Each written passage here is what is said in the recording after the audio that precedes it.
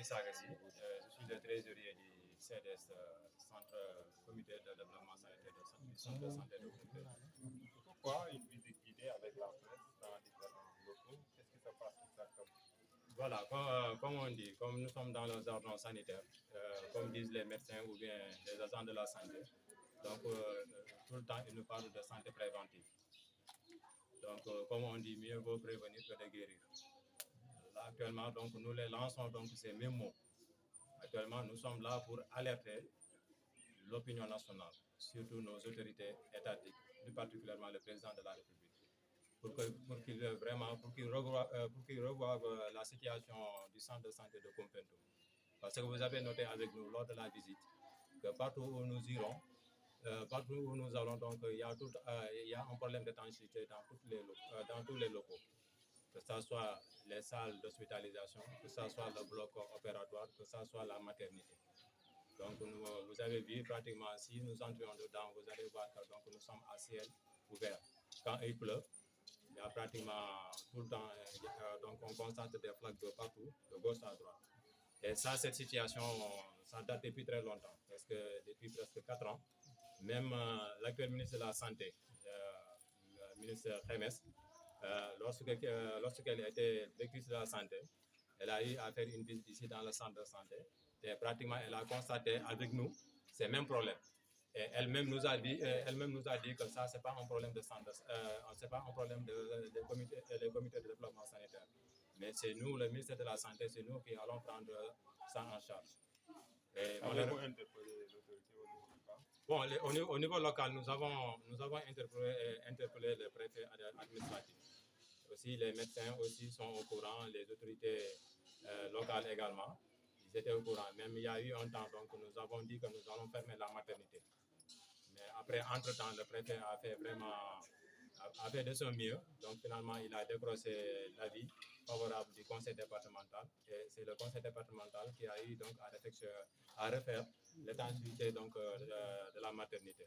Mais jusqu'à présent, il reste également des endroits où c'est beaucoup plus sensible. Par exemple, si nous notons le cas du bloc opératoire, là, dans le lieu où on fait des opérations, et que donc on constate donc l'eau tombe sur les matériaux, ou bien tombe sur donc sur le patient qu'on est en train d'opérer, ça pose problème. D'autant plus que, donc, comme nous savons, l'eau et l'électricité, c'est deux choses qui ne font pas de pair. Et ça, c'est vraiment un danger pour la population de Koumpentoum, mais surtout pour le personnel sanitaire. Même à côté, si vous avez vu au niveau de la salle de stérilisation, là où donc vous allez voir par terre un fil électrique avec de l'eau. Donc pour vous dire que franchement, nous sommes dans une situation où franchement, nous, en tant que CDS, nous sommes inquiets. Et que vraiment, on ne peut pas rester. Cette situation touche également les logements. Bien sûr, ça touche les logements. Parce que donc, nous avons reçu à maintes reprises donc, les plaintes du médecin, des sages-femmes, ainsi de suite, les autres personnels qui logent dedans. Et franchement, pour vous dire que franchement, le centre de santé Koumpentoum, on l'a construit avec des problèmes. On peut dire que le centre de santé de Koumpentoum, c'est un centre de santé à problème. Avez-vous interpellé le médecin-chef? Quelle a été sa réaction? Le médecin-chef, sa réaction lui-même, donc, il a vécu cette situation. Bon, lui, en tant qu'agent de l'État, il ne peut faire que remonter certaines informations. De même que l'autorité administrative, il ne peut que remonter ces informations. Maintenant, c'est nous, en tant que représentants de la population au sein de la santé, c'est nous donc, qui devons vraiment porter ce combat et alerter. Actuellement, donc, nous sommes dans une phase d'alerte pour dire que on ne peut pas que donc, ce qui s'est passé à Tivaouane, ce qui s'est passé à, je ne sais pas, à Louga et ce qui s'est passé à Sédhiou, donc on ne veut pas que cela se répète au niveau de Koumpentoum.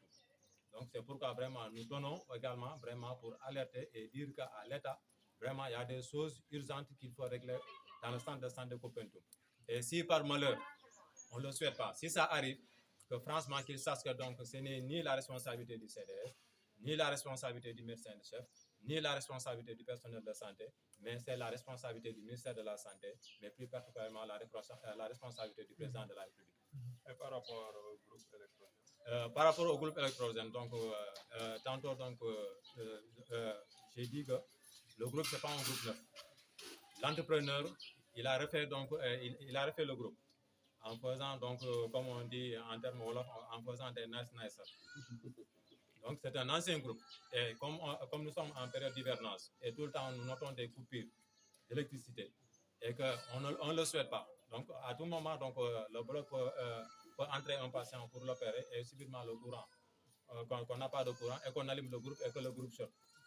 Le patient, donc, le patient est dans une impasse vraiment dangereuse pour lui. Avez-vous élaboré un plan d'action pour dire tout simplement si l'autorité tarde à réagir, comment le faire? Bon, si l'autorité tarde à réagir, donc je pense que actuellement, on ne fera rien. Actuellement, donc, c'est notre dernière balle pour vraiment alerter et prendre l'opinion nationale témoin. Et en tant que vous, journaliste, que si dans l'avenir, donc, qu'il arrive des choses ici, dans le centre de santé de Koumpentoum, qu'ils n'accusent personne, mais qu'ils, eux, donc, en tant que les autorités étatiques, qu'ils assument les responsabilités et qu'ils savent donc que ce sont eux les coupables et non pas donc le centre de santé Koumpentoum, ni le CDS, ni le personnel de santé, et encore moins les soignants. Pour ce qui est des évacuations sanitaires, vous disposez certes de 2 ambulances, mais les pistes de désenclavement font de plus.